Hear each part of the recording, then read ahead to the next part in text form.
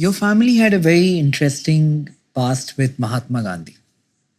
Can you tell us more about that? He's such a enigmatic figure in our own country's history, but not enough is spoken about him today, maybe. And if you have any stories, any like interesting things that happened, he lived in your house in the last part of his life as well, right? I mean, this was well before I was Yeah, yeah, born, Nikhil. yeah. Um, but essentially, there is this socio-economic concept of trusteeship, which my great grandfather, having spent so much of time with him and being a close associate, came to embrace, which is that private companies in the private sector, so to speak, are more. It's more about collective prosperity as opposed to emblems of capitalism. Again, it comes back to the same topic that we were talking about, philanthropy. It's not about philanthropy, it's just about giving back. That concept of trusteeship has just percolated down the generations. Of course, one has heard about the times when he stayed in our family home, the day that he was shot, Yeah. and what happened after that, where people were. My grandmother remembered clearly where she was when this happened, and how they all went rushing down. And, all the events that kind of happened after that. Uh, but I think the Gandhian way of living, there is still an element of that that exists. Um, so, for example, we would do a 10-minute puja for Diwali, 10-minute puja for Holi.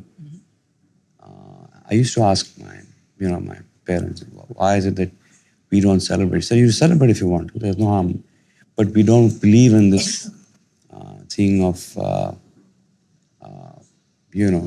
spending too much time on rituals, for example, a small thing. Uh, so there are sort of strong pieces of that legacy that also remain, which I find quite endearing actually.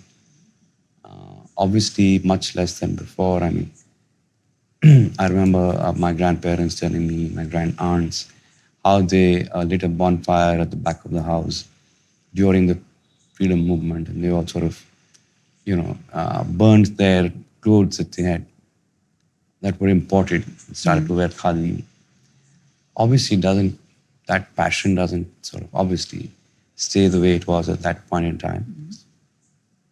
But I think that there are elements of that philosophy or that way of life, way of thinking that still, come up every now and then within the family. And I think we're so fortunate for that.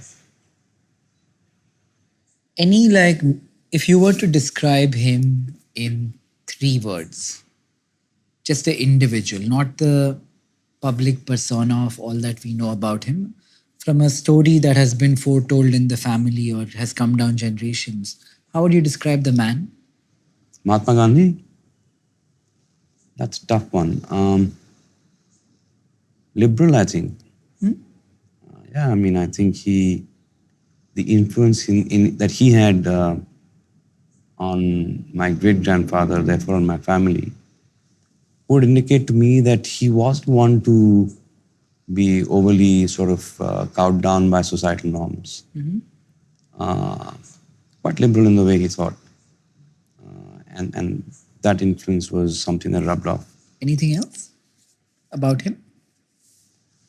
Not really, Nikhil. I mean, when you go to our family house, which is now, of course, owned by the government, you'll see that it was, if you see his room, his chashma, book, like a sort of a bed. Obviously, he believed in simplicity, not accumulating for himself at all. Obviously, that's something that everyone knows about him. But yeah, I think he was quite liberal in his thoughts in many ways.